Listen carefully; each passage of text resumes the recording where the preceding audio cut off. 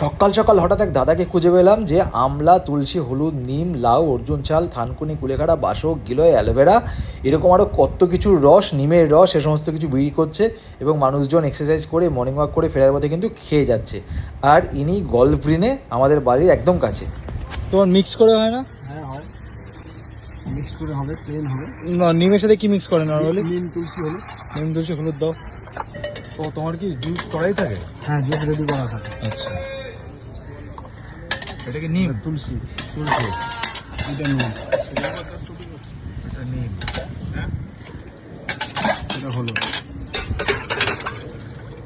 হলুদ। কত? 20।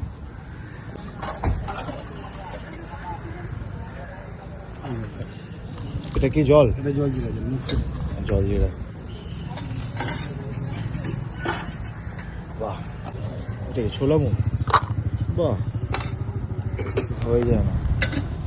একদম গল্ফ গ্রিনের সেন্ট্রাল পার্কের উল্টো দিকে এই দাদাকে পাবে। দাদা সকাল 6টা থেকে বসে, বোধহয় 9টা 10টা অবধি বসে বললো, এবং কোনো দিনও ছুটি নেয় না।